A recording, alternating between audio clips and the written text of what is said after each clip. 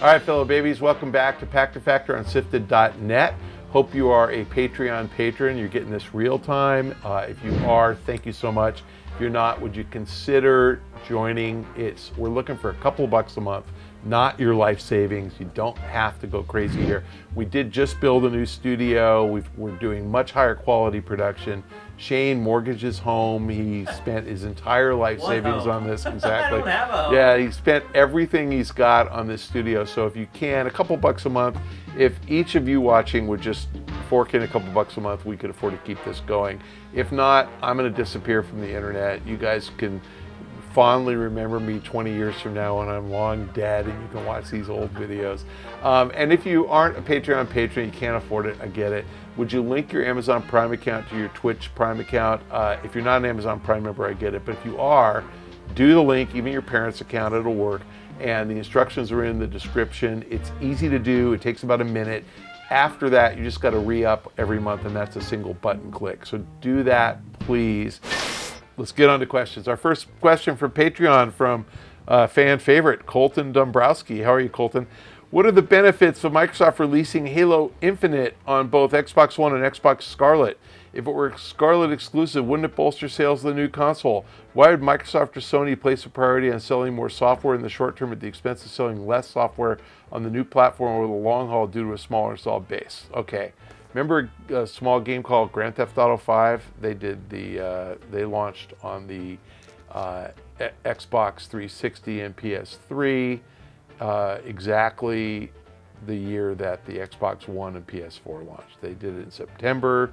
Those two consoles launched 8 weeks later. They waited a year, and then they put their game on the next-gen consoles. And I believe about 20 million people bought it a second time. So I don't know. I think Microsoft's trying to get Halo out and get it out to their fans. I think that they are interested in making sure that people get to play Halo. And I think that it's in their best interest not to screw the 50 million of you who have an Xbox One. And Halo fans want to play Halo. And if you don't have $400 or $500 for an Xbox Scarlett, then they're screwing you. And I think they want to make sure you get to play Halo. That matters to them. And remember, they have a very lucrative business called Xbox Live. So, they want to keep you as an Xbox Live member as well. Playing Halo, they're going to keep getting that $50, $60 a year from you for Xbox Live. So I agree with you that a strategy that might be preferable would be maximize sales of the console. But I think their strategy is reward the fans and make sure the fans get access to their best IP. So, yeah, I get it. I mean, they could go the other way. I'll tell you, Gears is probably going to be remastered on Xbox Scarlett, and nobody's going to complain about that. They have to kind of do that because it's going to be a very big selling game, very popular game, and coming out before. Our next question from YouTube, from Maestro Shine. Would Microsoft ever consider selling the Xbox brand? What if it falls short again with Scarlett? I would say 0 probability that they sell it. And what if it falls short again? That's such an interesting question. It's like they sold about 50 million Xbox Ones. They have about 50 million Xbox Live members, maybe 40 million, paying them $60 a year. They're making $2.5 billion a year from Xbox Live.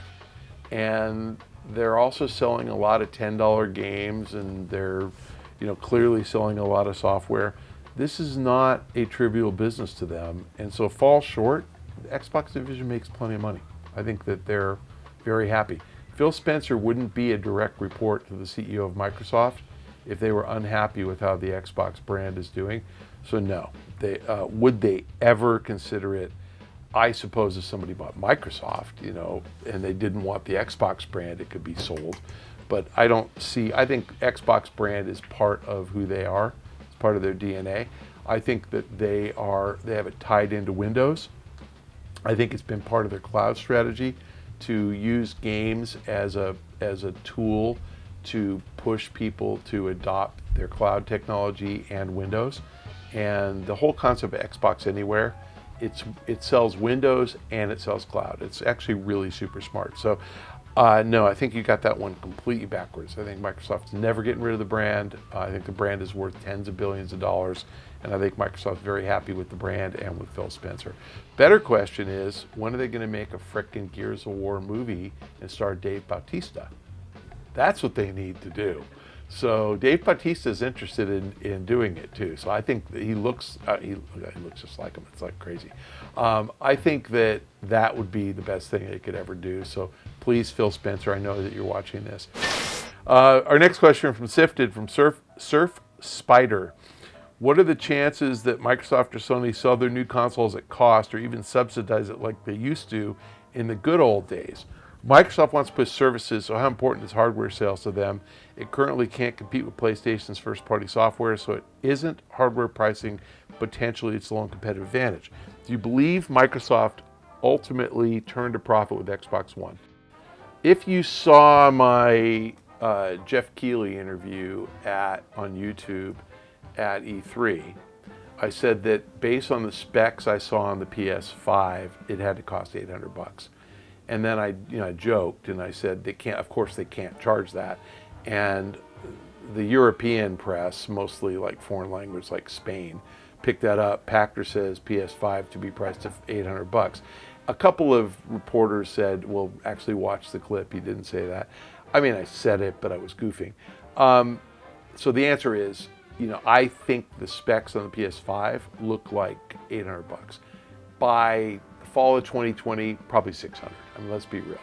The Xbox Scarlett, what I've seen, at least 500 cost to make. So if they're pricing these consoles at $500 and $600, they're not going to sell very many. You might get a $499 price, and you might get consumers to pay it if the console does a shit ton.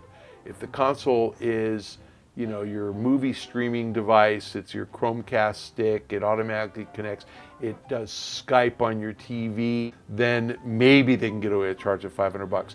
And please don't forget, Microsoft owns Skype. I mean, that I wasn't kidding about stuff like that. They could integrate some really cool stuff, in which case you might pay $500.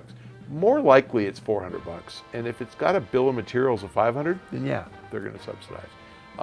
In order for them to win, I agree with you. They better price lower than Sony. And I remember, we were looking for Microsoft to charge $400 for the Xbox One, and of course they launched it with Kinect, and they charged $500. And Sony breathed a sigh of relief and came out at $399. If Microsoft had been $399, the PS4 would have been $349. Sony knew they needed a price lower, and Microsoft gave them a win by bundling Kinect in. I think you're absolutely spot on. Microsoft needs to be cheaper than Sony. And Sony looks like it's spec'd higher than Microsoft. So, I mean, I could be wrong because I don't really know what all this shit costs. But if Microsoft prices at $399, Sony's got a real problem. Because Microsoft has billions and billions and billions of profits from its cloud business and from its Windows business, and it can afford to subsidize the Xbox. Sony can't. Sony actually needs that damn box to break even. And so if Sony's forced to cut the price, that's really good for consumers, really bad for Sony. So I completely agree with you that Microsoft is going to be able to call the shots here. Let's see if they are smart enough to do it. Don't know for sure, but hardware sales aren't that important to them. It matters to them that they have an installed base of users, and then they can push services. So you said it perfectly. Our last question this week from Patreon from Eric Hewlin. Hey, Eric. PS4 has reached the 100 million consoles sold mark. Do you think it has a chance of passing PS2's sales mark of 158? It reached 100 million faster than PS2. Do you think Microsoft will release Xbox sales numbers again next generation if it's winning? I don't think the PS4 will get to 158. And the interesting thing is, the PS4 is, as I said, nominally $299. You can find them pretty broadly at $249.